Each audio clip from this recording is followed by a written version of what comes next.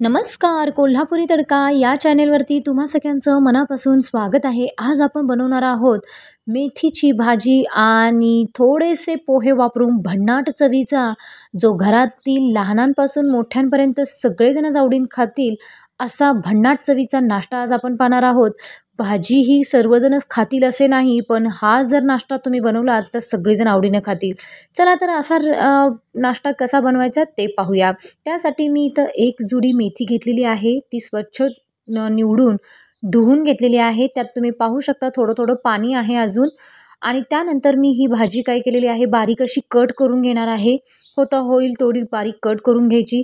आता त्यानंतर मी इथं 1 वाटी पोहे घेतलेले आहेत. आता हे पोहे स्वच्छ पाण्याने धुवून घ्यायचे आणि थोड्या वेळासाठी भिजायला घालायचे. बघा इथं पाहू शकता मी हे पोहे स्वच्छ धुवून घेतलेले आहेत आणि थोड्या वेळासाठी भिजायला ठेवलेले आहेत. आता आपण पुढची तयारी करूया. त्यासाठी मी एक बाऊल घेतलेला आहे आणि त्या बाऊलमध्ये ही बारीक चिरलेली आपण जी मेथी होती ती मेथी यामध्ये टाकायची आहे. आता त्यानंतर लगेचच आपण हे पोहे भिजायला घातले होते ते थोडेसे हाताने चुरडून घ्यायचे आणि ते लगेचच त्यामध्ये ॲड करायचे.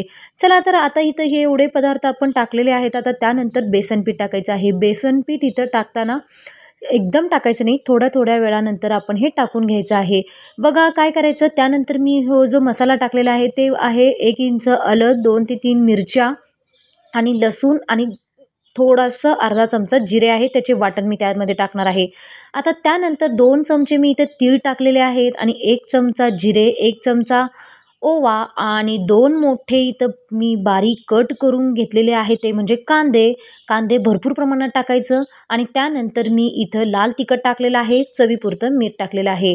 लाल तिखट बघून टाका, कारण अगोदर आपण यामध्ये काय टाकलेलं आहे, हिरवी मिरची टाकलेली आहे. त्यानंतर मी अर्धा चमचा इथं साखर टाकलेली आहे आणि त्यानंतर बारीक चिरलेली कोथिंबीर, 1 चमचा हळद टाकलेली आहे. आता हे सगळं मिश्रण आपण एकजीव करून घ्यायचं. लगेचच पाणी ओतायची गडबड करायचं नाही. काय होतं, कारण आपण भाजीमध्ये कोथिंबीरमध्ये थोडंसं मॉइश्चर असतं, त्यामुळं आपण थोडंसं पहिल्यांदा आपण एकजीव करून घ्यायचं. बघा उरलेलं जे मी पीठ होतं म्हणजे बेसन पीठ, ते बेसन पीठ पण मी यामध्ये थोडं थोडं करून मी मिक्स करणार आहे. बघा फुल्ल 1 वाटी आपण इथं बेसन पीठ वापरायचं आहे. म्हणजे 1 जुडी जर इथं मेथी जर वापरणार असाल तर 1 फुल्ल वाटी बेसन पीठ वापरायचं आहे आणि 1 वाटी फुल्ल पोहे वापरायचं, हे योग्य प्रमाण आहे. आणि जे काही मसाले आहेत ते सगळे आपण यामध्ये मसाले ॲड करायचे आणि मस्त असा गोळा तयार करून घ्यायचा. लक्षात ठेवा इथं हे मिश्रण जे आहे ते पातळ करायचं नाही, घट्टसर आपल्याला हे पीठ असं एकजीव करून घ्यायचं आहे. तुम्ही पाहू शकता मी व्हिडिओमध्ये दाखवते, तुम्ही पाहू शकता माझ्या पिठाची जी कन्सिस्टन्सी आहे तुम्ही पाहू शकता कितपत प्रमाणामध्ये हे पीठ मी भिजवलेलं आहे.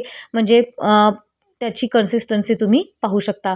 चला तर आता इथं सगळं पीठ आपलं मस्त असं भिजवून घेतलेलं आहे, म्हणजे अर्धून घेतलेलं आहे. आता हाताला थोडंसं तेल लावून घ्या आणि लगेचच आपण याचे छोटे छोटे गोळे करायचे. जसे आपण मेंदू वडे बनवतो त्याच पद्धतीनं असे गोळे करून घ्यायचे आणि व्यवस्थित असा हा वडा थापून घ्यायचा.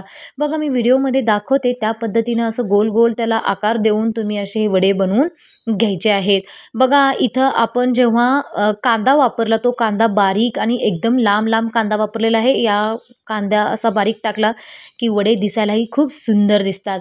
थोडंसं तीळ जास्त प्रमाणात टाका, भन्नाट चव अशी येते. चला तर आता आपण इथे सगळे हे पदार्थ टाकून मस्त असे वडे एकसारखे सगळे वडे इथं बनवून घेतलेले आहेत. तुम्ही पाहू शकता मी व्हिडिओमध्ये दाखवते त्या पद्धतीने हे सगळे वडे इथं असे बनवून घ्यायचे आहेत. चला तर मी इथं तुम्हाला दाखवते, मी वरून थोडेसे आणखीन एक्स्ट्रा जास्त मी इथं काय केलेले आहेत, तीळ टाकलेले आहेत, कारण दिसायलाही सुंदर दिसेल वडा आणि खायला पण अतिशय भन्नाट चव लागेल. चला तर आता इथं गॅसवरती तेल गरम झालेलं आहे. आता लगेचच आपण एक एक इथं वडे सोडून द्यायचे आहे. तेलामध्ये तळण्याची प्रक्रिया पण इथं खूप इम्पॉर्टंट आहे. लक्षात ठेवा इथं तेल आपण अगदी कडकडीत गरम करायचं आहे. कुठेही गॅस कमी जास्त करायचा नाही. गॅस मोठा करूनच आपल्याला ही वडे तळून घ्यायचे आहेत. लक्षात ठेवा काय होतं, जर गॅस बारीक केला तर वडे जास्त तेल पितात आणि मोठा ठेवला तर एकदम पण करपवण्याची शक्यता असते. त्यामुळे व्यवस्थित काय करायचं, एकसारखं हलवून घ्यायचं आणि सारखं पण त्याला हलवायचं नाही. थोडेसे बुडबुडे ह्या वड्यावरचे कमी झाले की नंतर उलटपालट करायचं आहे आणि मस्त असं व्यवस्थित अगदी खरपूस होईपर्यंत, कुरकुरीत होईपर्यंत हे वडे पूर्ण तळून घ्यायचे आहेत. तुम्ही पाहू शकता कलर देखील अतिशय सुंदर आणि भन्नाट आलेला आहे. पाहू शकता घरातील लोक काय करतात, मेथीची भाजी खायला खूप कंटाळा करतात. म्हणजे काही जणांना मेथीची भाजी खायला आवडत नाही. तर असे हे जर वडे जर तुम्ही बनवून दिलात तर कुणाला कळणारही नाही की हे वडे तुम्ही मेथीच्या भाजीपासून बनवलेले आहात. आणि लहान मुलं तर अगदी आवडीनं खातील. अतिशय कुरकुरीत होतो, भन्नाट चव होते. तुम्ही पाहू शकता कलर देखील अतिशय सुंदर आलेला आहे. असं करून मी दुसऱ्या स्टेपमध्ये पण तुम्हाला इथं तळून दाखवते. सुंदर होतात, अतिशय भन्नाट चव होते. तुम्हीही बाजारातून अशी भरपूर प्रमाणामध्ये मेथी आणा आणि भरपूर प्रमाणामध्ये असे वडे बनवा. कारण हे वडे जे आहेत ते अजिबात तेल जास्त ओढत नाहीत. कारण तुम्ही जर हा पदार्थ करून बघितला तर तुम्ही पाहू शकता की तेलकट होत नाहीत, अजिबात तेलकट होत नाही. चला तर मग ही रेसिपी तुम्हाला कशी वाटली कमेंट करून मला नक्की सांगा. आणि बघा तुम्हाला इथं दाखवते, मी एक वडा इथं फोडून दाखवते. इथं आपण सगळे वडे तळून घेतलेले आहेत. आता त्यातला एक वडा मी तुम्हाला फोडून दाखवते, किती क्रिस्पी आणि कुरकुरीत झालेला आहे. तुम्ही पाहू शकता. हा वडा तुम्ही सॉसबरोबर किंवा कोणत्याही चटणीबरोबर सर्व करू शकता. अतिशय सुंदर असा लागतो. तुम्ही इथं पाहू शकता. बघा त्याचा आवाज तुम्ही ऐकू शकता की किती कुरकुरीतपणा आलेला आहे. खूप मस्त आणि भन्नाट अशा चवीचे हे वडे होतात. तुम्हीही जरूर बनवा आणि कमेंट करून मला नक्की सांगा. चला तर आजची रेसिपी तुम्हाला कशी वाटली कमेंट करून मला नक्की सांगा. आणि अजूनही माझ्या चॅनलला सबस्क्राईब केलं नसेल तर लवकरात लवकर सबस्क्राईब करा आणि अशा वेगवेगळ्या रेसिपींचा आस्वाद घ्या.